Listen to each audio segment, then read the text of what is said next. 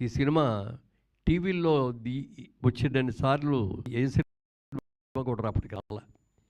చూసినా ప్రతి Saturday Sunday వచ్చిందంటే ఏదో ఒక ఛానల్లో ఈ సినిమా వస్తూ ఉండేది.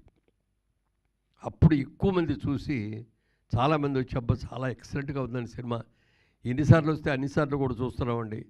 ఎస్పెషల్లీ సెకండ్ హాఫ్లో కామెడీ కానీ అలాగే పాటలు కానీ అన్నీ కూడా అద్భుతంగా ఉన్నాయి అని చెప్పి చాలామంది మెచ్చుకున్నారు.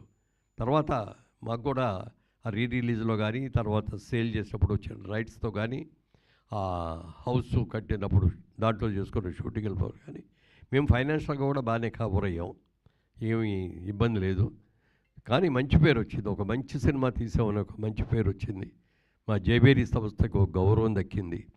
ఈ సినిమాని టెక్నికల్గా కూడా మరి దీన్ని అప్గ్రేడ్ చేసి రిలీజ్ చేయాలి అనే ఉద్దేశంలో, అంటే మా బ్రదర్ కిషోర్ గారు అమ్మాయి ప్రియాంక ఇప్పుడు ఇందాక వచ్చింది, ఇప్పుడు వస్తుంది ఇక్కడికి, తను ఏమేం చేశారు, ఎలా టెక్నికల్గా దీన్ని డెవలప్ చేశారు అనేది నా మాటల్లో కంటే తన మాటల్లోనే ఎక్కువ వినాలి. అది తప్పకుండా ప్రియాంకని వేదిక మీద సినిమా టెక్నికల్గా ఏమేం చేశారో వచ్చి చెప్పాలి.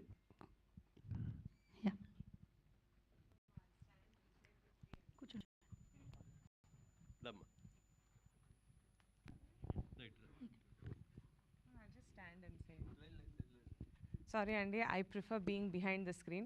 So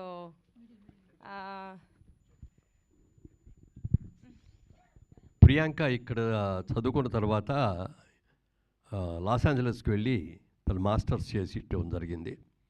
ఆ తర్వాత మొదటి నుంచి కూడా మనం సినిమా తీస్తున్నాము, మన కంపెనీ సినిమాలతోనే స్టార్ట్ అయింది జైబేరీ అని చెప్పి తనకు కూడా సినిమాలంటే చాలా ఇంట్రెస్ట్.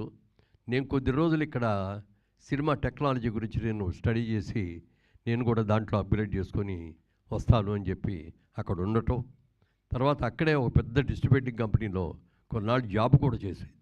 ఎందుకమ్మా మనమే 10 మందికి ఇక్కడ జాబ్ ఇచ్చే అవకాశం ఉండి మనం చేస్తుంటే నువ్వు మన జాబ్లో మన చూసుకోకుండా అక్కడ ఉంటే మన దాంట్లో మనం చేసుకోవడం అంటే ఇది కాదు, కరెక్ట్ కాదు.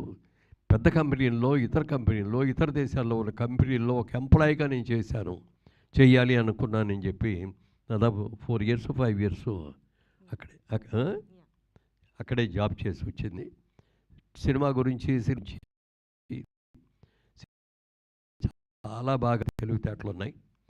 అయితే మేమందరం కూడా ఈ రియల్ ఎస్టేట్ బిజినెస్లో ఉండిపోవటం మూలంగా కానీ మధ్యలో పొలిటికల్గా నేను వెళ్ళటం మూలంగా కానీ అతడి సినిమా తర్వాత సినిమా తీయలేకపోయాం.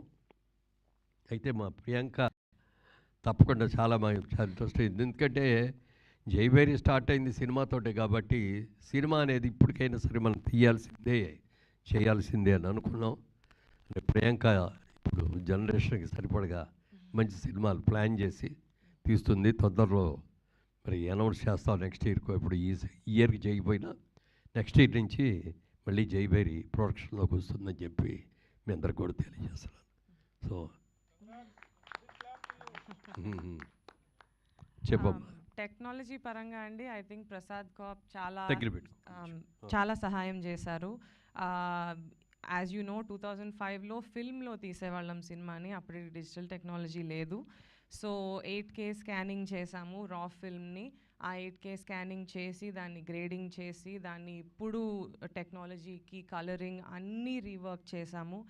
మీరు నమ్మరు, ఆ రీల్ని చూస్తే అది స్కాన్ చేసినప్పుడు ఎంత వర్క్ ఉండిందో. బట్ ఐ థింక్ ప్రసాద్ కాప్లో సాయి గారు అండ్ దెన్ కిరణ్ కుమార్ గారు చాలా సహాయం చేశారు. లేటెస్ట్ టెక్నాలజీతో we have made it 8K quality. Obviously 8K projectors ఇప్పుడు లేరు, సో సూపర్ 4Kలో రిలీజ్ అవుతుంది. సౌండ్ కూడా డాల్బీ అట్మాస్కి అప్గ్రేడ్ చేసాము. So you will definitely enjoy the final fight scene first 15 minutes. అక్కడ మీకు డెఫినెట్గా బిగ్ స్క్రీన్లో you will have an amazing experience. I think నేను 13 ఏళ్ళప్పుడు ఈ సెట్కి వెళ్ళి హోంవర్క్ చేసుకునేదాన్ని సినిమా షూటింగ్ జరుగుతున్నప్పుడు. నేను కూడా మీ అందరితో రిలీజ్ అయినప్పుడు బిగ్ స్క్రీన్లో కూర్చొని చూద్దాం అనుకుంటున్నాను. I hope everyone enjoys and relives some great memories.